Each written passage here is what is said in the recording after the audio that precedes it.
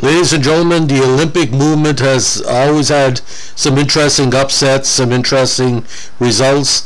In recent days in our Sports File podcast, we've been talking about some of the more important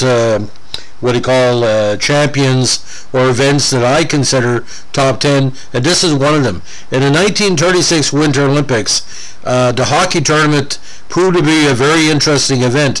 Now, it was held in Germany under Nazi rule at Garbage Park in Keken, and a lot of people were saying, Canada might take another gold, but it didn't work out. What happened? Of all countries, the United Kingdom won the event. Now, the men's ice hockey tournament at the Games was the 5th event and also doubled as the 10th World Championship and the 21st European Championships. Now, the British national ice hockey team, again, marked the number first in international play with their performance at the event. They were the first team ever to win an Olympic, World, and European, which was the second title, and the first to win all three in the same year. They were also the first squad to stop Canada from winning the Olympic ice hockey gold, following Canada's 4 consecutive titles. Now, in previous Olympics, the UK had finished 3rd in 24 and 4th in 28, where teams were largely composed of Canadian Army officers and university graduates living in the UK. It was decided that this team must be British-born, and while only one player on the team was born in Canada, 9 of the 13 players on the roster grew up in Canada, and 11 had played previously in their home country. Now, the Ligue Internationale de Hockey sur Glace, MIHG, which oversaw ice hockey at the Olympics, met before the game started and ruled that Jimmy Foster and Alex Archer were ineligible to compete for Great Britain, since the players were under suspension by the Canadian Amateur Hockey Association for not seeking permission to transfer for international play.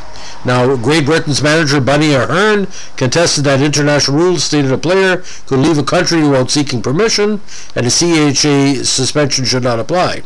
CAHA President E.A. Gilroy had lodged a complaint with the Hockey Association in September 35, but he had not held a meeting until the eve of the Olympics. Gilroy denied making a last-minute protest for fear of Canada losing to Great Britain. He chose not to object to the players participating as a gesture of sportsmanship towards Great Britain. Now, still unhappy with the state of affairs were the Americans, who did not believe the rules were being followed, and the French, who were very angry that Canada did not repeal their protests with them. Before the second round of games began, other participating hockey nations threatened to protest the victories by Great Britain due to the use of the CHA players and called for an emergency meeting. Now, the tournament itself featured very close play for the medals. It featured 3 rounds, beginning with 4 groups, where the 2 best teams of each group moved on to 2 groups of 4, where again the 2 best moved on to a final round group of 4 to determine the medals. Now, the major upset occurred in the semifinals, when Britain's Edgar Brenchley scored late in the third to defeat Canada 2-1, setting up the eventual gold medal outcome. The format of these Olympics were to have head-to-head results from the semifinals carried forward, so that the finals could be 4-team round robin with only 2 additional games per squad. The British team shocked victory over the Habs, plus the win by the USA over Czechoslovakia, both counted in the tables for the final round. Now, before the final round began, Canada threatened to withdraw from Olympic hockey when it learned that the playoffs format would carry over the loss to Great Britain past the second round series, since the tournament format stated that teams did not have to play one another more than once. Gilroy was unaware of the playoff format in advance of the Olympics and took objection to the sportsmanship of Canadian officials being questioned after a special meeting decided not to alter the format. Now, in the final round, the British team defeated the Czechs, then played 6 scoreless periods against the USA before the game was called a tie, ensuring a silver or gold for the Brits in the tournament's final game. Canada could win silver and Britain gold if Canada defeated the US, while the Americans could still achieve a gold in a variety of tie-breaking scenarios. The Americans, unfortunately, were very tired from the marathon scoreless tie and lost 1-0. The 36th tournament was the first time which Canada did not win the gold medal in ice hockey at the Olympics, which led to CAHA and Gilroy being heavily scrutinized by the media in Canada. Now, another story of this Olympic tournament was the participation of Rudi Ball. The German leadership allowed the elite player to lead their hockey team at these German-hosted Olympics, making him the only Jew to represent Germany at these Olympic Games. Now, Great Britain won gold with Carl Earhart, James Foster, Gordon Daly, Archibald Stinchcombe, Edgar Brenchley, John Coward, James Chappell, Alexander Archer, Jerry Davy, James Borland, Robert Wyman, Jack Kilpatrick, and Eric Child.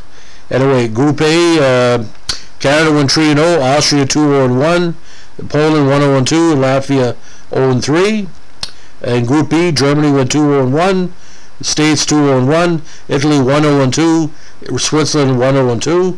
Group C, Czechs won 3-0, Hungary 2-0-1, France 1-0-2, and Belgium 0-0-3.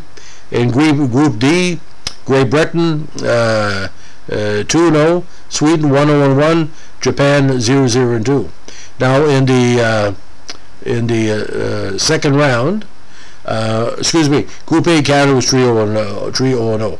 In the second round, Group A, Great Britain 2 wins, 1 tie, Canada 2-1, Germany 1-1, Hungary 0-0-3.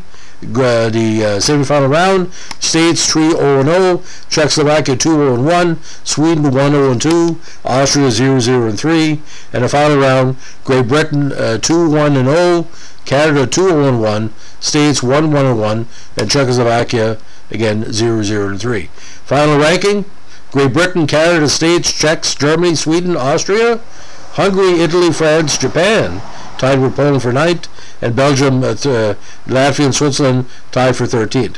European medal standings: Great Britain first, Czechoslovakia second, Germany third, tied with Sweden, followed by Austria, Hungary, France, Italy, Poland, Belgium, Latvia, and Switzerland. Now, was ironic here, Team Belgium was the oldest team in the tournament, averaging 29 years and 2 months. Team Germany was the youngest, averaging 23 years and 1 month. Gold medalist Great Britain averaged 25 years and 4 months, and the tournament average was 25 years, 2 months. Now, there is some disagreement at the event as to the totals of the final event champion. Hugh Farquharson of Canada had 10 goals at the event in 8 games, but his assist totals were not officially tabulated, but sources indicate anywhere from 5 to 10. So in 8 games, he either had 15 or 20 points. Very talented young man. And just a quick note about Farquharson. He very literate guy. He graduated from McGill with a BA in 1931 and a Bachelor of Common Law in 1934. Now, he played on the McGill Redmen for a number of years and was co-captain 31-32, and while playing at McGill, he led the Redmen to 4 championships in 6 seasons. Now, he was eventually inducted in the Northwestern Ontario Sports Hall of Fame in 1937, a member of that Olympic team, and it was named a member of the McGill Sports Hall of Fame in 2002. So again, a very, very talented player.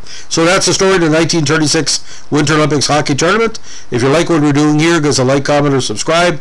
Any Olympic requests, we're glad to hear them. Bye.